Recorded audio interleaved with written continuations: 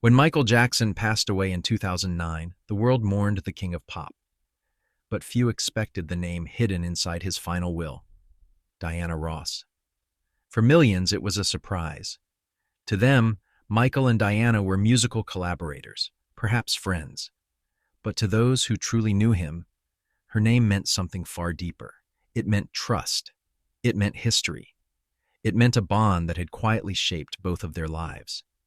And now, at 81 years old, Diana Ross, the woman who helped introduce the Jackson 5 to the world, who guided Michael through his earliest years of fame, has finally begun revealing what really happened behind the cameras, the glitter, and the curtain of myth.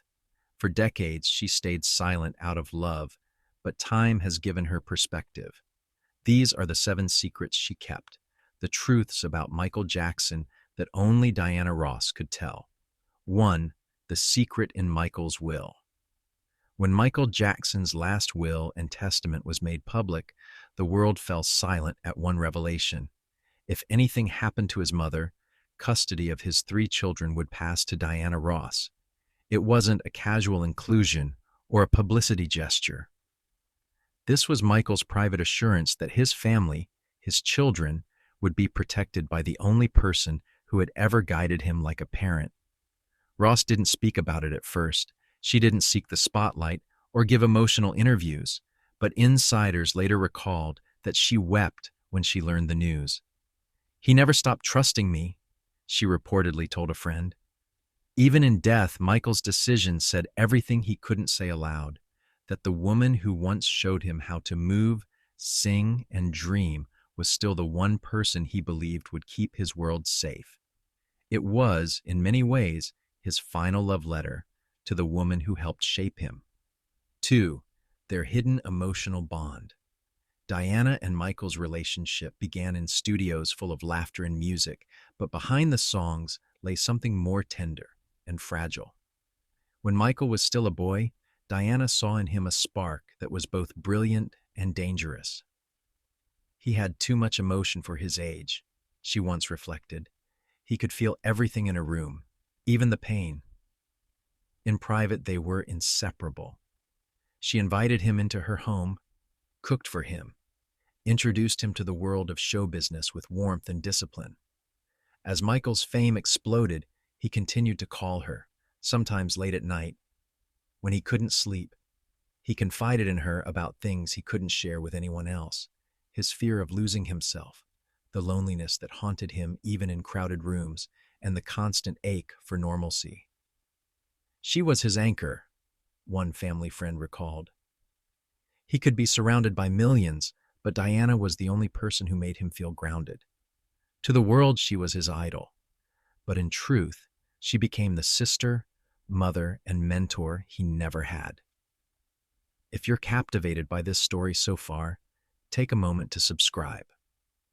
More rare and emotional revelations from Hollywood's golden age, stories just like this one, are coming next, and you won't want to miss them. Secret 3. The private breakdown.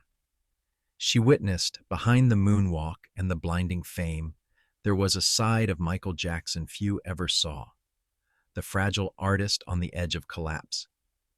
During the height of Thriller's success, Diana saw firsthand what fame was doing to him. He was recording by day, rehearsing by night, and chasing perfection with an obsession that frightened her. He couldn't turn it off, she told a friend years later. He wanted every note, every breath, every dance step to be flawless. But nobody can live like that forever. There were nights when he called her exhausted, whispering that he couldn't sleep, that he felt empty. Ross would listen in silence, her voice calm and motherly, telling him to rest, to stop trying to please everyone. But Michael couldn't stop. The applause had become a drug, and the stage was the only place he felt alive. Diana carried those memories with her for years. The sound of his tired voice, the loneliness behind his laughter, and the sadness in his eyes when the lights went down. Secret 4. Their quiet falling out. In the early 1980s, the music world began to change, and so did Michael's orbit.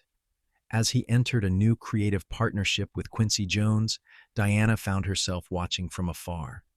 There were whispers of jealousy, but the truth was simpler.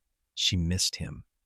She once admitted in an interview, "We didn't drift apart out of anger, we just drifted." Michael was becoming a phenomenon, and fame created a wall even he didn't realize he was building. Still, Diana remained one of his strongest supporters. She bought multiple copies of his albums, defended him when tabloids twisted his image, and privately told friends, "He's still that same boy I met." The world just forgot. Their distance never erased the affection, only deepened it. She once said, "I always wanted him to fly, but I never wanted him to fly so far away." Secret 5, the day she said goodbye. When Michael passed, the world gathered in Los Angeles for a televised farewell. But one voice was missing, Diana Ross. Her absence puzzled fans, but later her quiet statement revealed everything. "I chose to mourn in private." Those close to her described her house as silent that week. Curtains drawn, music low, and old VHS tapes playing clips of rehearsals and concerts from decades past. One assistant said she sat for hours watching a young Michael performing "I Want You Back," tears rolling down her face. She didn't need to stand on a stage to say goodbye, the source said. She'd already done that 1,000 times in her heart. When she finally spoke months later, her words were simple. "I can still feel him with me. Sometimes when I'm singing, I feel him right behind me, moving to the rhythm." He never left Secret 6, their first encounter. Long before the headlines, before the moonwalk or the Grammy Awards, there was a moment in Detroit when everything began. A 10-year-old boy with big brown eyes stood before Diana Ross, trembling with excitement. He introduced himself politely. "Miss Ross, my name is Michael." Diana saw something magnetic, a spark that couldn't be taught. She told Berry Gordy, the founder of Motown, that this boy and his brothers had something the world needed to see. When Motown launched the Jackson 5, the debut album carried the title Diana Ross Presents the Jackson 5. But it wasn't just branding, it was a statement. She was standing behind them, guiding them. She taught Michael how to move, how to smile for cameras, how to connect with an audience. She told him, "Don't perform for the lights, perform for the people watching in the dark." That advice would define his entire career. Secret 7, her final words. In recent years, Diana Ross has spoken about Michael less as a legend and more as a memory, something fragile and sacred. At 81, her reflections have become softer, but also more honest. "He was too pure for this world," she told one interviewer. "He gave everything to make people happy, and in the end, that's what broke him." She speaks of forgiveness, both for him and for the world that misunderstood him. "I don't hold anger for how people treated him," she said quietly. "He's at peace now. And when I sing, I still feel him dancing somewhere near the lights." Ross often says the music keeps him alive, that every time Billie Jean plays, she can almost hear his laughter, the same boyish giggle she remembered from their early rehearsals.